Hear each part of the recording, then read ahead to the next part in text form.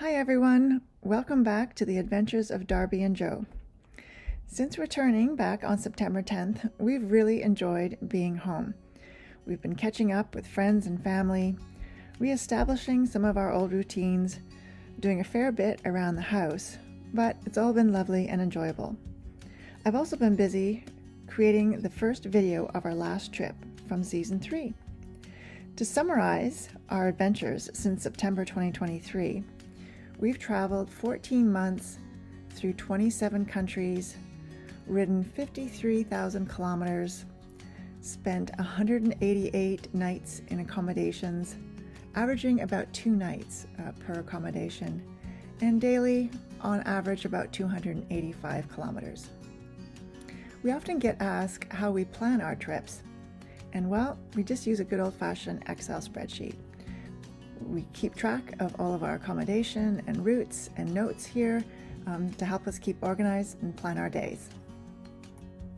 This was our route this past summer, and while we were doing research in preparation for it, we came across an article of the 10 best motorcycle routes in the Alps, and so this really served as the basis for our planning.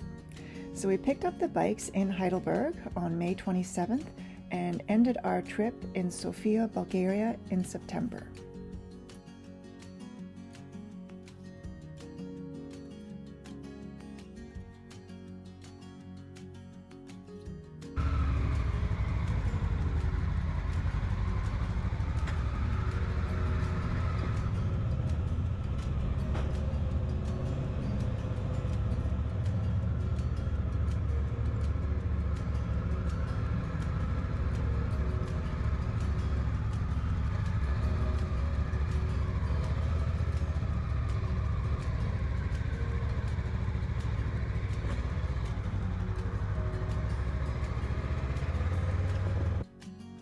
Our first stop was to the Alsace region in northeastern France. This region is renowned for its fairy tale villages, wine, and history. Its history is interesting because it's alternated under the control between France and Germany a few times, so the culture and architecture reflects a mix of both. The Haute Koningsberg is a medieval castle and a popular site. It was restored between 1900 and 1908. As it stands on a hill, you can often get a glimpse of it in the background.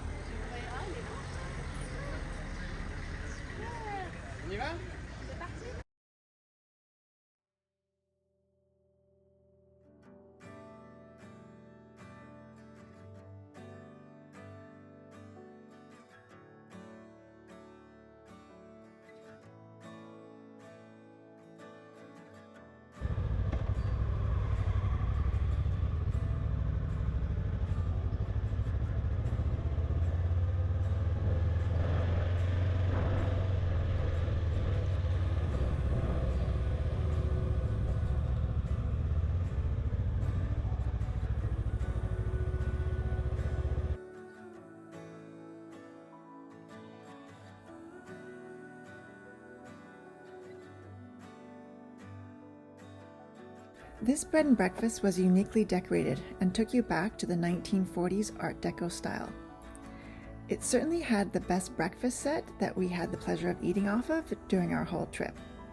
Also unique was the breakfast it served because it served a variety of eggs.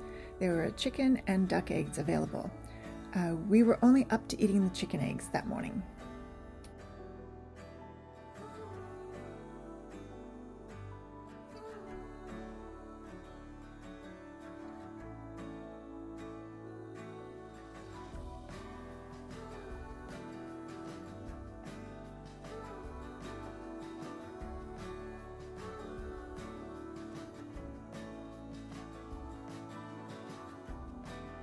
We enjoyed this bed and breakfast. It was run by Claude and Juliette.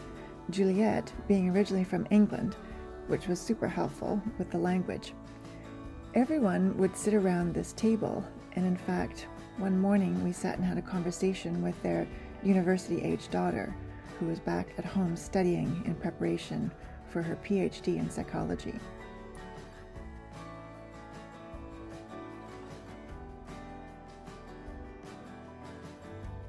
Chateau de la Dauphine was built in 1750 and shares a royal connection with the Palace of Versailles because it was named after the daughter-in-law of King Louis XV. In 2010, when there was a special celebration at the palace, the Chateau de la Dauphine was the exclusive provider of the wines. Saint-Emilion is a medieval village a short distance from Bordeaux that dates back almost 35,000 years. It's been beautifully restored and maintained, and it makes you feel like you're stepping back in time. It's certainly worth a visit.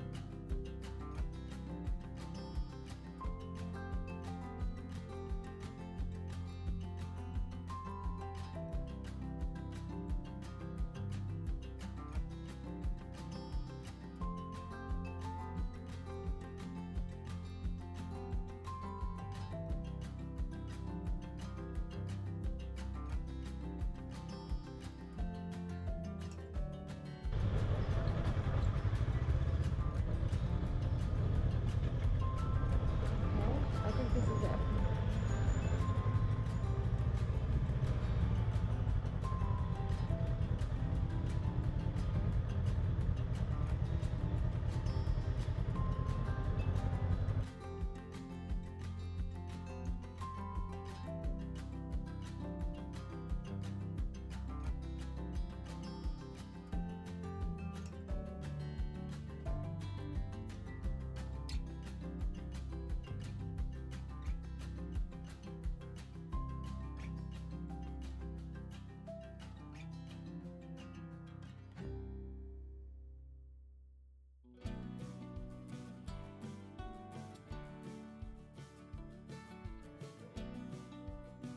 Traveling west along the Bay of Biscay, we stopped in Gijón, Spain.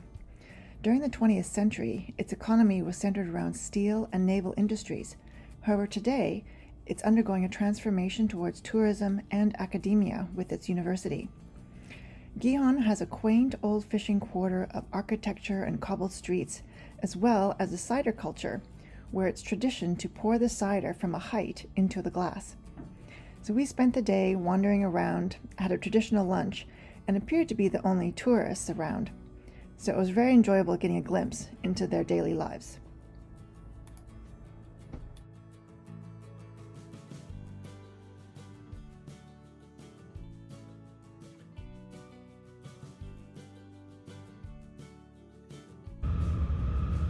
Alrighty.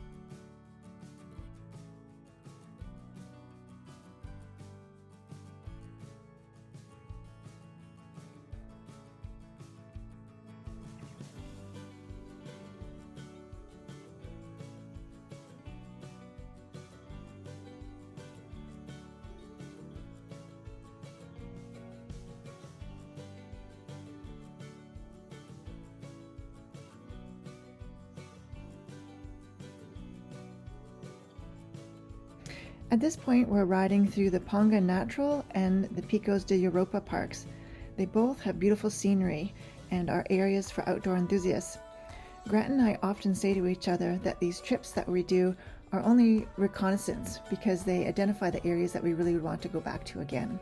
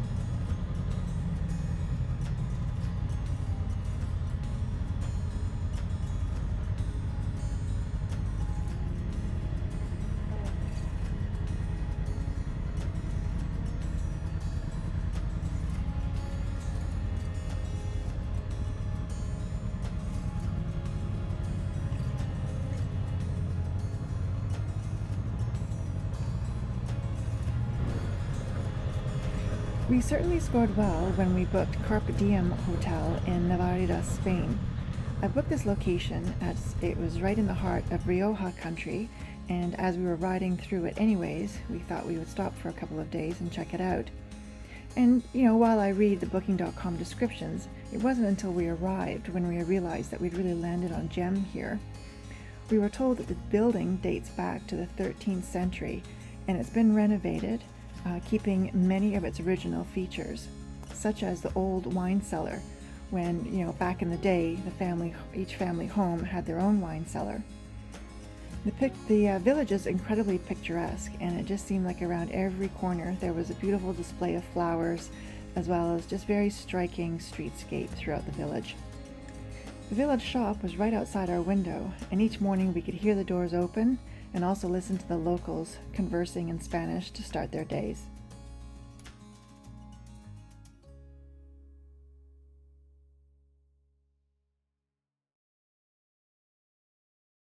The evening that we arrived, we went to a bigger town for dinner called LaGuardia, and there happened to be a tennis match playing featuring Carlos Alcaraz of Spain and Yannick Sinner of Italy.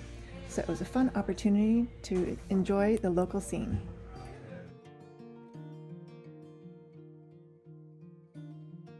The next day we toured a few different towns in the area, starting with returning to LaGuardia. LaGuardia is known for its ancient stone walls, cobbled alleys, and historic buildings. We came across these sculptures called viajeros, which means travelers in English. And the artist's concept is that shoes, bags, and suitcases are symbolic of people's trips and stories, possibly even representing those who've passed through the town. Later that day, we went to the town of El Sigo and walked into this amazing church, the Church of San Andreas.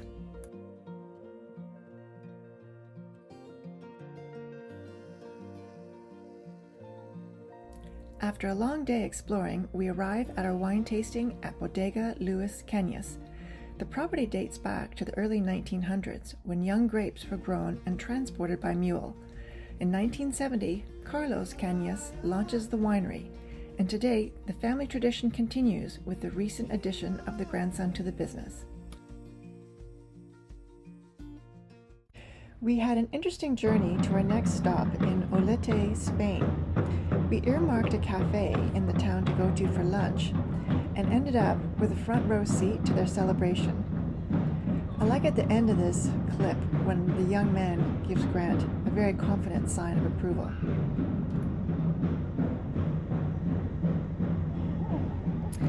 We're not sure if we should be on these streets at this time. However, as we're this far in, we decide just to continue and carry on and find the cafe because we're hot and we would really just like a rest. So we continue on until someone tells us that we shouldn't. Here's the cafe over here.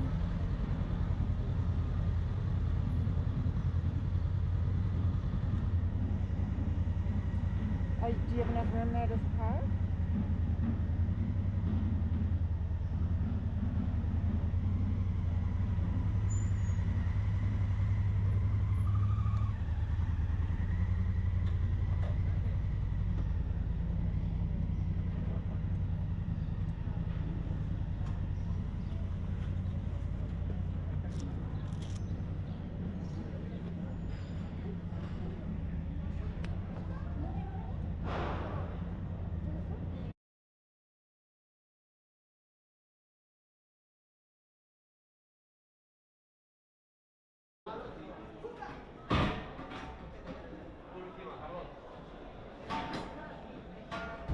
Yeah, we're connected.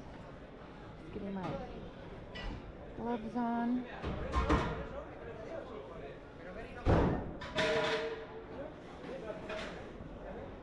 Okay.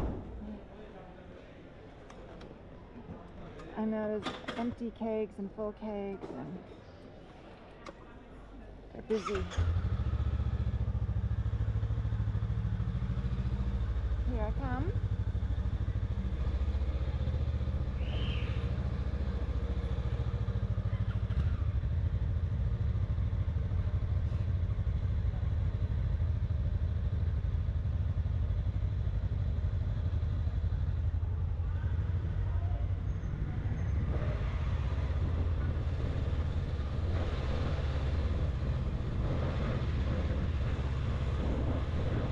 Now we're going to go this way.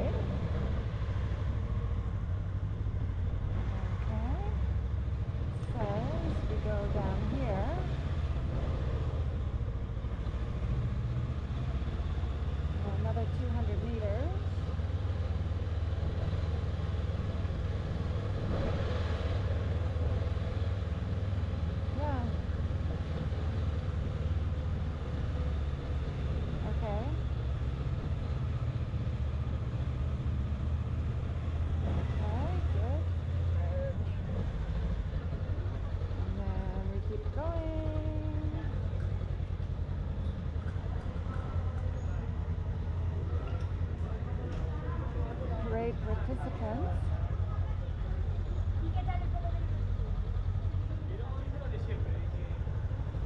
Another 100 meters.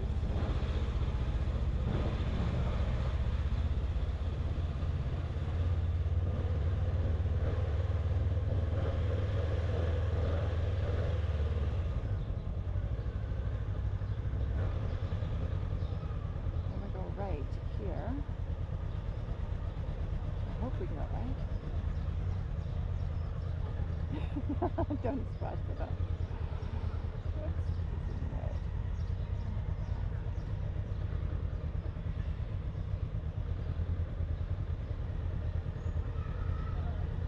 This lady's getting an important picture taken.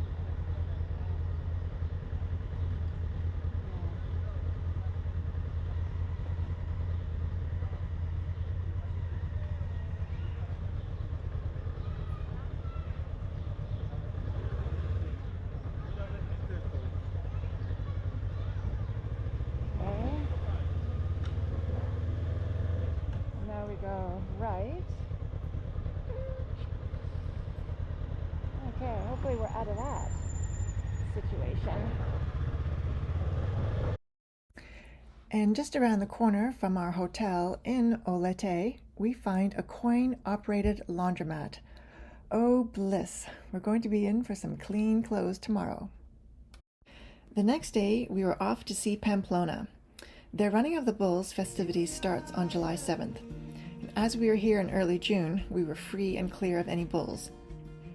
We saw quite a few El Camino truckers in Pamplona, identified by the seashells attached to their knapsacks. And there always has to be that one couple that goes above and beyond.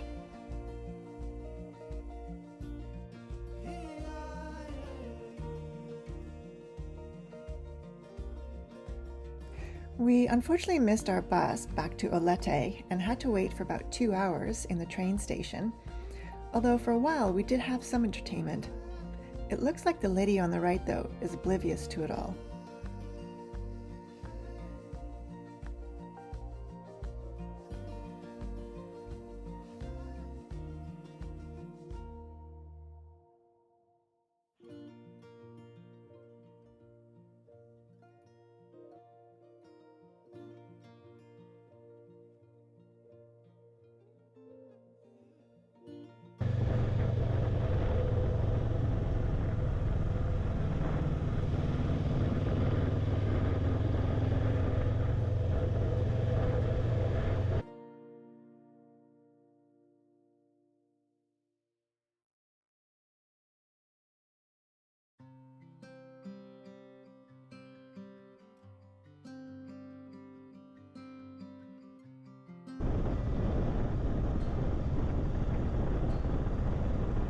There's a good campsite with a view.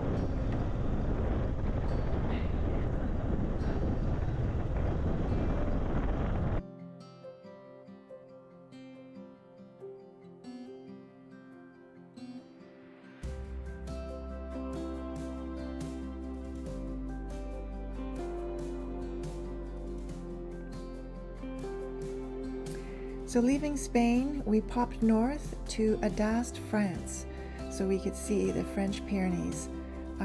We really enjoyed our time here, and it's definitely a place that we would go back to again.